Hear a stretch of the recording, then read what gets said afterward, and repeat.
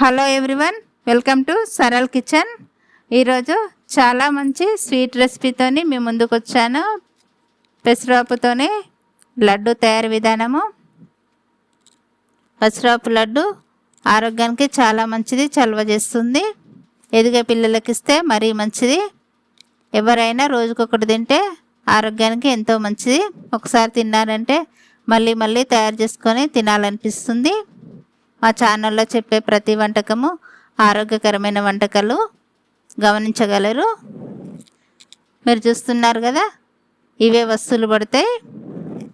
చాలా తక్కువ వస్తువులతోని లడ్డు తయారు విధానం చెప్తాను. 100 గ్రాముల పెసరపప్పు తీసుకోవాలి. 100 గ్రాములు తురిమిన బెల్లము, లడ్డు చుట్టడానికి సరిపోయేంత నెయ్యి, 2 టేబుల్ స్పూన్ల నువ్వులు, 5 ఇలాచీలు. డ్రై ఫ్రూట్స్ మీ అవసరం ఉన్నాయి వేసుకోవచ్చు, మీ ఇంట్లో ఏవి ఉంటే అవి వేసుకోవచ్చు. నేను మాత్రం జీడిపప్పు తీసుకున్నాను. పొయ్యి మీద గిన్నె పెట్టేశాను. పెసరపప్పును దోరగా వేయించుకోవాలి.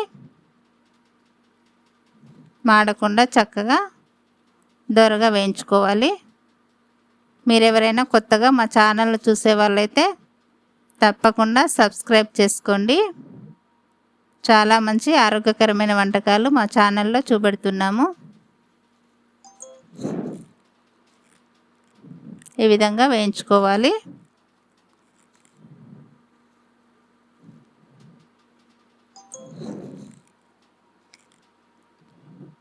నువ్వులను కూడా వేసేస్తున్నాను. నువ్వులను పెసరపప్పును చక్కగా దోరగా వేయించేసుకొని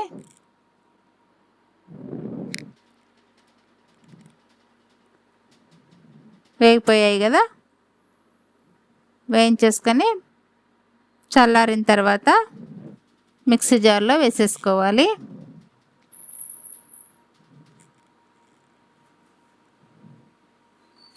ఇలాచీలు కూడా వేసాను, తురిమిన బెల్లాన్ని కూడా వేసాను. మిగిలిన పప్పును కూడా వేసేస్తున్నాను.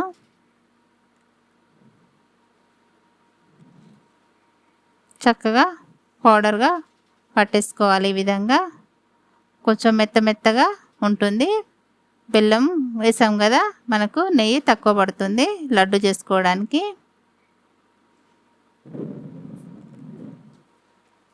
కొంచెం కొంచెంగా నెయ్యి వేసుకుంటూ లడ్డు చుట్టుకోవడమే.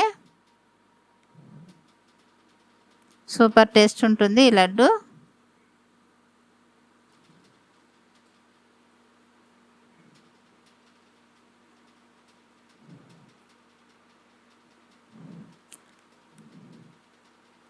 నేనైతే జీడిపప్పును డెకరేషన్కి వాడుతున్నాను.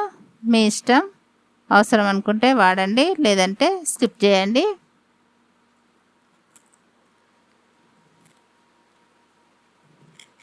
రుచికరమైన పెసరపప్పు లడ్డు రెడీ అయిపోయింది. నెల రోజుల వరకు నిల్వ ఉంటాయి. ఈ లడ్డూలను స్టోర్ చేసుకోవచ్చు చక్కగా.